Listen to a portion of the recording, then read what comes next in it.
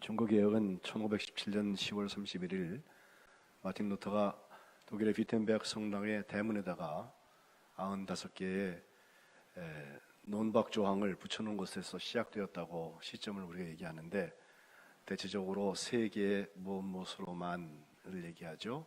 오직 믿음으로만. 올해 우리가 1년 내내 설교하는 얘기예요. 두 번째는 오직 은혜로만, 세 번째는 오직 성서로만. 이렇게 세 가지 본질적인 것으로 돌아가야 된다. 사람들이 만들어 놓은 시스템 말고 하나님이 구원하시는 자리로 돌아가야 된다. 돌아가야 된다. 돌아가야 된다. 작년에는 우리가 회복에 대한 말씀을 드렸는데, 바로 그 회복에 대한 이야기가 종교개혁으로 나타나는 것입니다.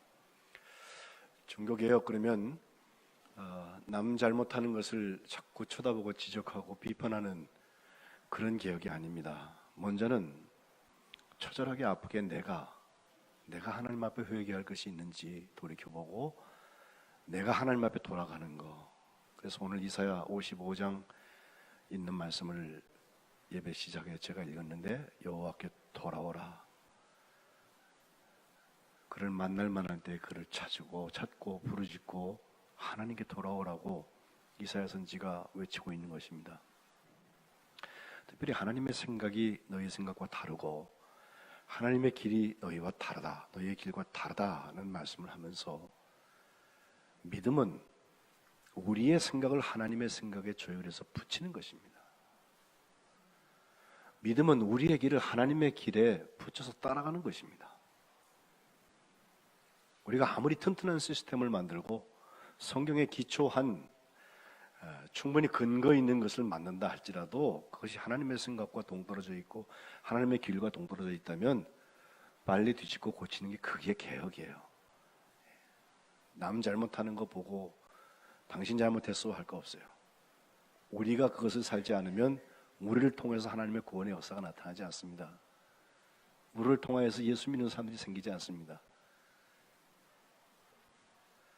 그런 점에서 개혁교회, 보통 장로교 중에서 리포먼드 처치라고 개혁교회라는 교단도 있는데, 이것은 어떤 교단 교파의 문제가 아니라 로마 캐톨릭에서부터 개신교회라고 이름 붙인 모든 교회는 셈퍼 레포름한다, 계속해서 개혁하는 교회인 것이 사실인 것입니다. 그 자리에 처음 교회로 돌아가고 첫 신앙을 회복하는 자리가 있는 것입니다. 올해 우리가 믿음 가지고도 세 개의 키워드를 드렸죠. 변화하는 것입니다. 자라나는 것입니다. 열매 맺는 것입니다. 이제 곧 추수감사가 다가오는데 어디까지 오셨습니까? 아직도 시작 안 하신 분은 오늘부터라도 변화하십시오. 그만큼 빨리 열매 맺게 될 것입니다. 자라남이 부족한 분들은 계속해서 양분을 공급하고 또 김 메고, 우리가 농사하는 것에 비유해서 생각해 본다면 자라날 수 있도록 자기의 영혼에 하나님의 은혜를 구하십시오. 그리고 은혜 받는 자리에 가까이 가십시오. 말씀을 읽고 기도하는 일에 집중하십시오. 그럼 성령께서 틀림없이 차별하지 않으십니다. 누구든지 만나셔서 그에게 구원의 역사를 이루시는데 그것은 반드시 열매로 나타납니다. 500주년보다 501주년이 한 해를 더 먹었으니까 더 복된 역사가 나타나야 할 텐데, 우리 송민교회에 이와 같은 종교개혁의 역사가 있으시기를 주님의 이름으로 축복합니다. 그런 점에서 사사에 대한 기능도 제가 이렇게 정의를 해보았습니다. 사사는 우리의 생각을 하나님의 생각에, 우리의 길을 하나님의 길에 맞추는 게 아니라 반대로 하나님의 길에 우리의 길을, 하나님의 생각에 우리의 생각을 갖다가 적용하는 사람이다. 철저하게 자기 반성이 있습니다. 근데 이것이 세상적으로 볼 때는 하나님이 그 손에 붙여주었던 그 백성들과의 전쟁으로 나타나서 거기서 승리를 했다고 되게 좋아하는데, 사실은 하나님께서 넘겨주신 거예요. 사사가 능해서 된 게 아니에요. 지난주에 봤던 기운센 천하장사 삼손도 여호와의 신이, 여호와의 영이 그에게 임하셨을 때 갑자기 그에게 힘이 솟아났고, 마지막에는 하나님께서 다시 한번 기회를 주어서 기둥을 밀면서 자기가 살아서 죽인 사람보다 그때 죽을 때 죽인 사람이 더 많았다고 하는 결론을 얻게 되는데, 하나님의 인도하심 받는 것입니다. 오늘 우리는 사사기에 나오는 4명의 사사를 지금 10월 내내 보고 있는데, 10월 첫 주에는 기드온, 두째 주에는 바락, 세 번째는 삼손, 그리고 오늘 우리 입다에까지 왔습니다.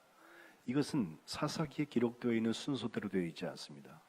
사사기 기록에 나오는 순서대로 한다면 바락이 먼저 나온 다음에 기드온이 나와야 시간적으로 맞고요.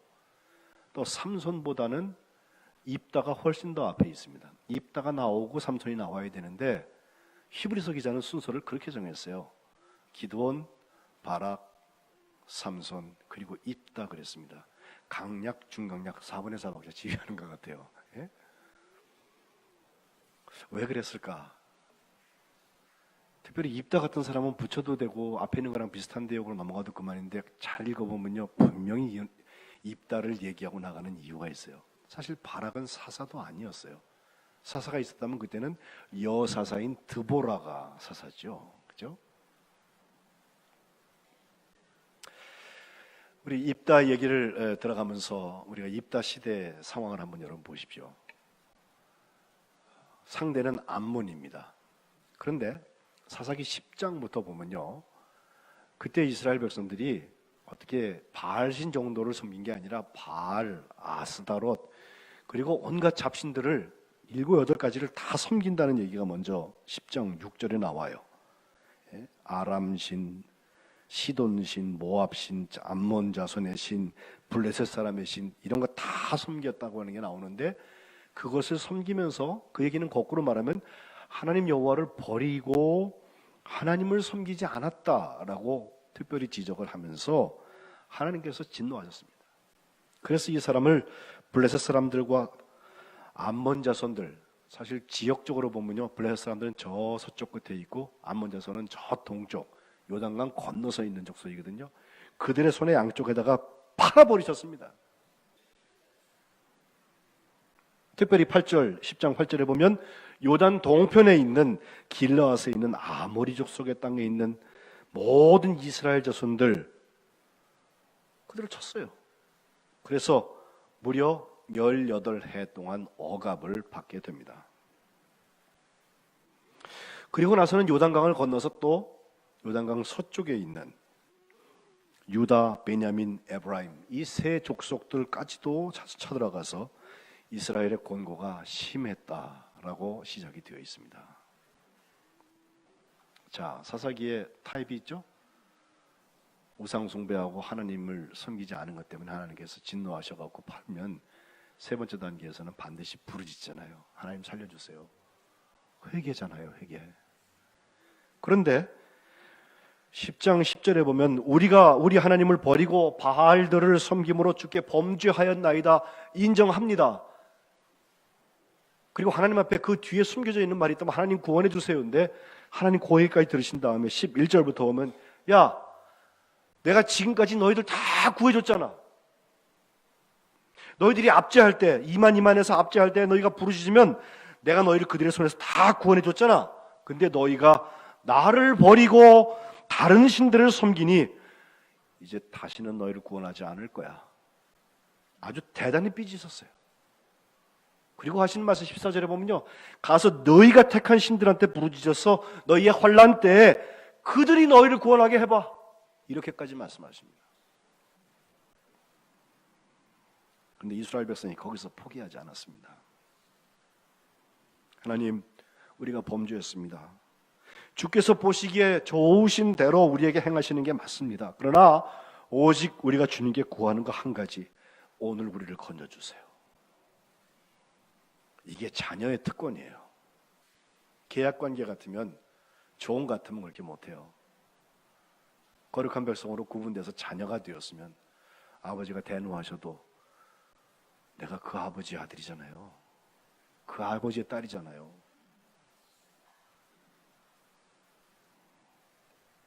그렇게 하면서 16절 상반절에 보면 그저 감정적인 회개가 아니라 행동하는 회개로 나타납니다. 자기들 가운데 이방신들을 다 제가야 버리고 여호와를 섬김에 그랬습니다. 빈집의 위험이 있습니다. 귀신을 쫓아낸 다음에 성령이 거기 들어가지 않으시면 빈집은 잘 정돈되어 있는데 주인이 없어서 귀신 나갔던 그 귀신이 다른 친구까지 다 데리고서 7 귀신이 되돌아오면서 야 여기 소지 잘 됐네 그러면서 청소된 집에 들어가 산다고 주님께서 빈집의 위험을 경고하시는데 우상을 제거한 다음에 하나님을 섬겨야 합니다. 우상의 모습이 싫다고 하나님 싫어하시는 거니까 법을 지키는 차원에서 안 하는 까지는 어지간히 하는데 하나님을 섬기자 그러면 다 도망가요. 거기는 헌신이 필요하거든요. 거긴 내가 싫어하는 것도 있어야 하거든요. 하나님께서 이 행동하는 회개 제거한 다음에 섬기는 자리를 보시고 16절 하반절에 보면 이스라엘의 권고로 말미암아서 하나님의 마음에 근심이 왔어요. 저 어떡하냐. 17절부터 보면 드디어 암몬 자손이 또 길르앗의 진을 치고 이스라엘 자손은 미스바에 진을 치게 되는데 여기 미스바는 사무엘이 활동할 때 회개운동이 일어났던 미스바는 아닙니다. 지명이 다른 곳이 요단강 동쪽에 있는 미스바인데 길르앗 주변에 그때 그 사람들이 했던 말은 누가 먼저 나가서 암몬 자손과 싸움을 시작하랴 그가 길르앗의 모든 주민의 머리가 될 것이다. 그 사람이 시장이다. 그런 얘기입니다. 그런데 11장 1절에 가니까 드디어 우리의 오늘 주인공인 입다가 나타나는데 입다는 모든 16명의 사사 중에서 출신으로 볼 때나 상황으로 볼 때 어찌 보면 부적합자라고 말할 만큼 큰 용사이긴 하지만 사람들에게 호응을 받기 참 힘든 사람이었어요. 그럴 것이 길르앗이라는 곳에 있던 길르앗이라는 사람의 아들로 되어 있는데 그 부인이 몸을 파는 사람이었습니다. 몸을 파는 사람의 특징 중에 하나는 아이를 낳는데 그 아이의 아버지가 누군지 잘 모르는 경우가 많습니다. 그래서 어떤 학자들은 길르앗이라는 사람의 아내라고 얘기했을 때 그 길르앗은 특정한 사람의 이름이 아니라 그저 지역에 누군지 모를 사람이었을 것이다 라고까지 추측을 해요.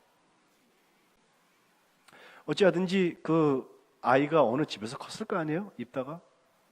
근데 그 집에서 클 때 그 아버지의 본 부인의 아들들하고 갈등이 생기는 것이 본 부인의 아들들은요 쟨 뭐야 우리하고 나중에 유산 나눠 먹어야 돼? 그럴 수 없단 말이에요. 그래서 쫓아냈습니다. 11장 3절에 보면 입다가 형제들을 피해서 돕 땅까지 저 멀리까지 이사 가서 거주해서 거기 가보니까 잡류라고 그랬는데 잡류 온갖 세상에서 아웃캐스팅 그저 쫓겨난 것 같은 그 잡동사니 같은 사람들이 그에게 몰려들어서 그와 함께 어울리면서 출입하였다. 이것이 입다의 현재였습니다. 그런데 이제 문제는 암몬이 전쟁을 걸어오는 게 문제가 됐어요. 그래도 전쟁할 수 있는 큰 용사가 거기 있다는 것을 그들이 알았으니까 길르앗의 장로들이 거의 찾아가 가지고선 우리한테 와서 전쟁 좀 해달라고 그렇게 부탁을 하는데 우리의 장관이 되어달라라고 말했거든요. 그때 입다가 안 간다고 그래요. 너희가 나를 쫓아낼 때는 언제고 어려움이 환란이 찾아오니까 나를 오라고 그래? 이렇게 얘기하니까 다시 길르앗의 장로들이 이제 찾아온 것은 암몬하고 싸워야 되겠는데 당신이 싸움을 하면 우리 모든 길르앗 주민의 머리가 될 것이다. 그래서 장관과 머리 둘을 다 주기로 하고 이따가 다시 한번 재참 부른 다음에 하나님께서 우리 사이에 증인이 된다. 이 소리를 듣고서 11절에 보면 다시 그 길르앗에 가서 전쟁하러 가요. 11절 하반절 끝에 보면요. 입다가 그 미스바에서 자기의 말을 다 여호와 앞에 아뢰었다. 하나님한테 아뢰었다는 거예요. 종교개혁자들의 삶을 많이 연구해보고 그들의 자서전들을 읽어보면 어김없이 그것이 루터든, 그것이 zwing리든, 그것이 존 칼뱅이든 이런 대표적인 사람이 아니라 할지라도 그때 동대에 함께 그 사역을 감당했던 사람들은 하나님과 깊은 교제들이 있었어요. 그것이 없었으면 개톨릭의 시스템을 가지고 엄청난 사회적인 권력을 가지고선 그들을 핍박하는 일을 감당해 나갈 수가 없습니다. 루터도 여러 번 죽을 뻔했습니다. 실제로 전쟁도 했습니다. 자기의 말을 다 여호와 앞에 아뢰는 사람, 그 사람이 입답니다.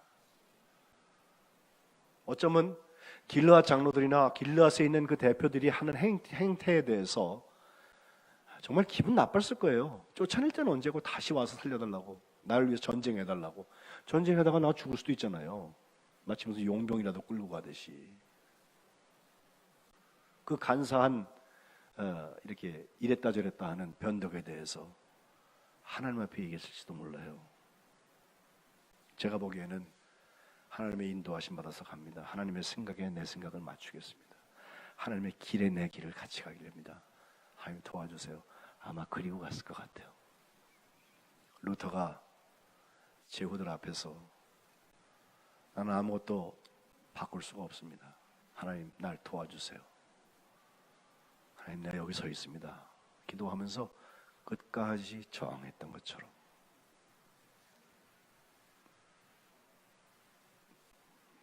(13절부터) 보니까 이제 암몬과의 전쟁의 이야기가 나오는데, 입다는 암몬과 전쟁할 때 무턱대고 여리고 전쟁처럼 막 빙빙 돌거나 뭐 기드온처럼 뭐 횃불 들고 뭐 숨겨 이런 거 하지 않았습니다. 먼저 사람을 보내서 너희들 왜 여기 쳐다보려고 그러냐라고 물었어요.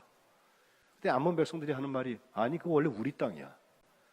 우리 땅인데 니네가 저기 이집트에서부터 또 오면서 요단강 동쪽으로 지나서 요단강으로 이렇게 넘어가기 전에 이미 우리의 조상의 땅을 뺏었잖아. 그러니까 이따가 하는 말이, 우리는 그냥 지나가겠다고 그러는데 니네가 지나가는 것을 방해하고 때로는 우리를 공격하기도 해서 하나님한테 물었더니 하나님께서 우리에게 넘겨주신 거라서 우리가 받은 거야. 또 하나는 지나간 300년가량 우리가 거기 살 때 그동안은 뭐하고 이제 와서 갑자기 달라 그러냐. 그리고 세 번째는, 내가 지금 너한테 잘못한 게 없는데 왜 나를 괴롭혀서 전쟁하자고 하냐. 무려 18년 동안이나 앞져 있거든요. 그러면서 27절에 원하건대 심판하시는 여호와께서 오늘 이스라엘 자손과 암몬 자손 사이에 판결하옵소서. 암몬을 멸망시켜 주옵소서가 아닙니다. 암몬 자손과 이스라엘 자손 사이에 하나님이 판결하셔서 암몬이 옳고 이스라엘이 옳지 않으면 이스라엘이 고통받아야 맞아요. 헷갈리지 마세요. 우리는 상수고 상대가 다 변수입니까? 그렇지 않아요.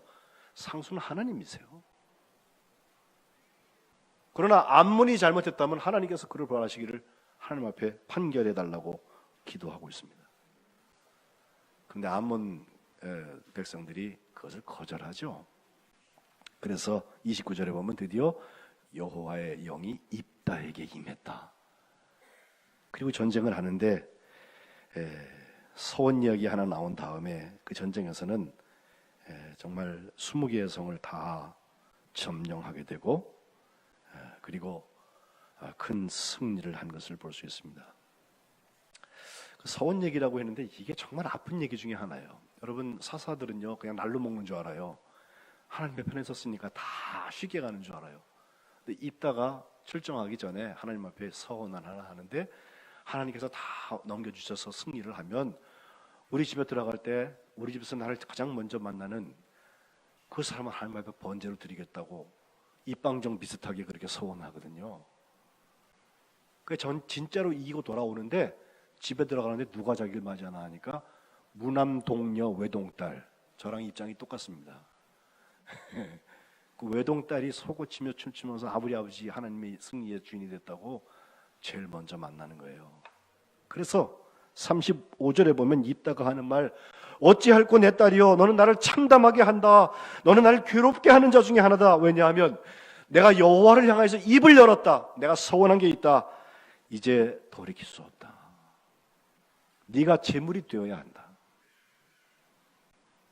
이것은 100세의 아들을 낳은 아브라함이 이삭을 데리고 모리아 산에, 그것도 한 20년쯤 지나서 번제로 바치라 우리가 데리고 가는 그 마음과 같습니다. 하나밖에 없는 자기예요.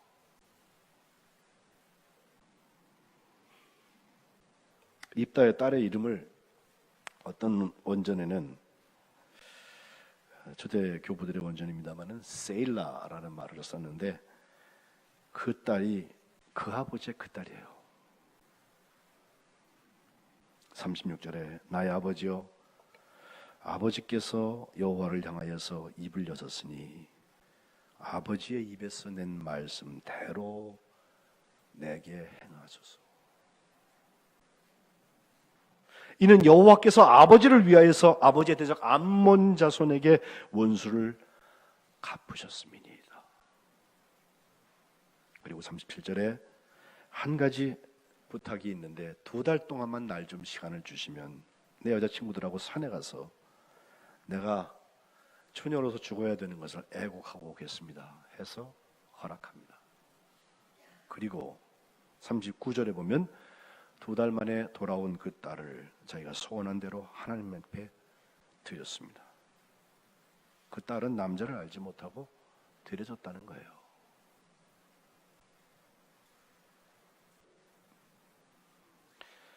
주의 일을 감당하고 개혁을 한다는 것은 이런 아픔이 있어요. 가장 사랑하는 사람을 드려야 될 때가 있어요.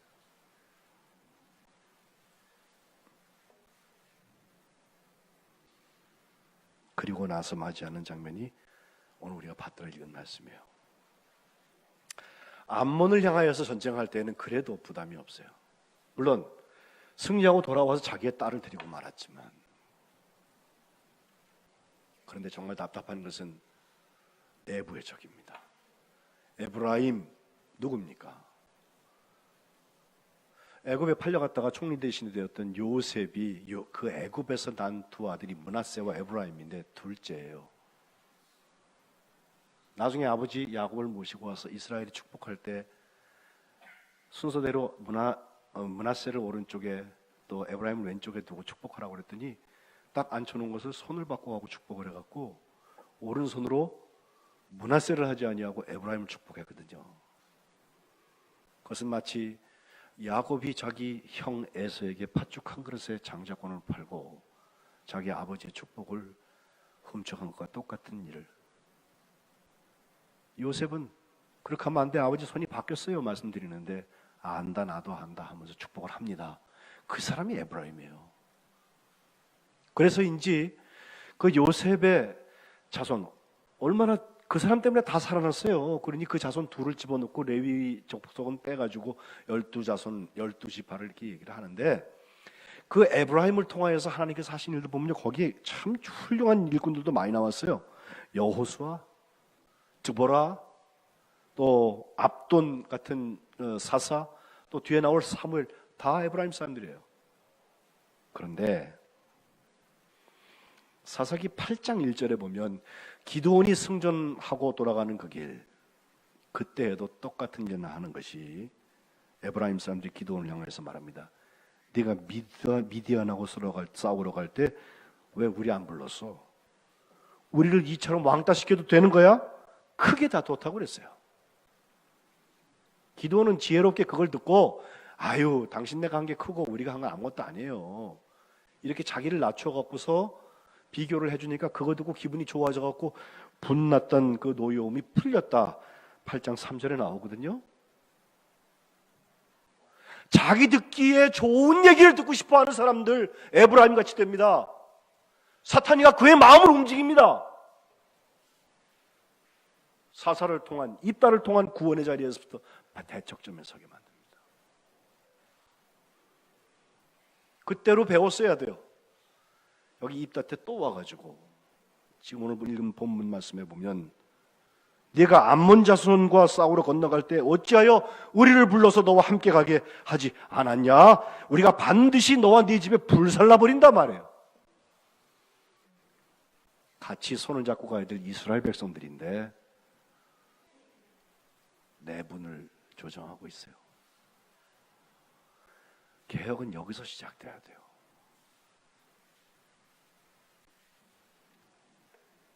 입다는 대답합니다.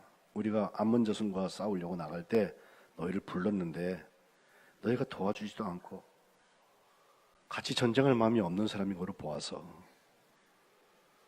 너희 놔두고 우리가 목숨 걸고 가서 전쟁을 하고서 돌아왔는데 이제 나와 싸우자고 하는 건 뭐냐? 할 수 없이 길앗 사람들을 모아가지고서 에브라임하고 전쟁을 하게 되는데 5절에 보면 4절에 보면 에브라임을 쳐서 다 무찔러 버립니다. 그리고 에브라임이 도망을 가게 돼요. 근데 입다를 통한 하나님의 역사가 여호와의 영이 임했으니까 강에서 그 요단강 나루터 거기까지 먼저 장악하게 하셔서 그 나루터에서 도망오는 사람들을 보면서 이 나루터를 건너줘야 될 텐데 건너줄 때 그렇게 묻습니다. 당신 에브라임 사람 맞습니까? 아니라 그러겠죠. 기라 그러면 그 길라앗의 입다의 군인인 걸 아니까? 아니라 그러면 그때 한 말이 쉿볼렛라는 말을 해봐라. 그게 곡식의 귀라는 뜻을 가지고 있는 단어인데 쉿볼렛 해봐라. 그러면 그 외 사투리 쓰는 지역적인 언어 발음이 좀 다르잖아요. 에브라임 사람들은 쉿볼렛 그러면은 시볼렛 그런데요. 우이가 안 되고 이가 된대요. 발음이. 우리는 무슨 예가 있을까요? 뭐 경상도 사람들한테 가서 쌍시옷 발음하라고 그러면 시옷 발음으로 그냥 하죠. 쌀 사와 해봐 그러면 살 사와 그러더라고요. 예? 그것처럼 발음이 안 되는 말을 하나를 슈플렛 해봐 그러면 시플렛 그러면 에브라임 사람. 그렇게 해서 죽인 게 42,000명이에요. 어마어마한 살육이 일어났어요.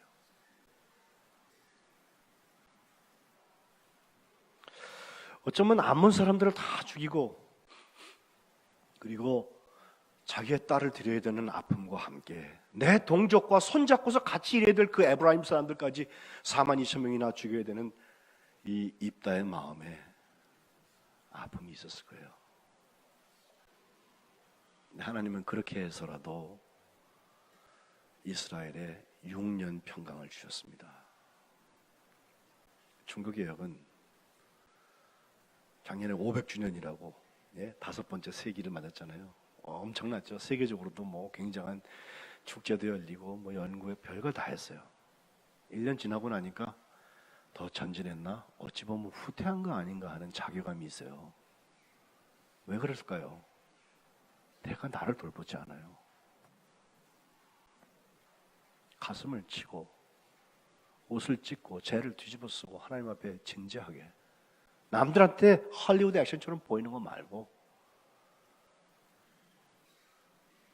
진지하게 하나님 앞에 내가 내 심령을 찢고 기도하는 기도, 그런 돌아옴 회개, 그래서 거듭난 것으로 믿음의 변화와 믿음의 성장과 믿음의 열매를 향해서 가야 할 텐데 움직이지 않습니다. 오늘 변화하지 않고 오늘 자라나지 않고 오늘 열매를 향해서 가지 않는다면 내년도 502주년 종교개혁 때 똑같은 얘기를 들어야 할 것입니다. 우리 성민교회가 하나님 기뻐하시는 믿음의 공동체가 되어서 시간을 더 할수록 하나님이 기뻐하시는 구원의 도구가 되시기를 주님의 이름으로 축복합니다. 기도하겠습니다.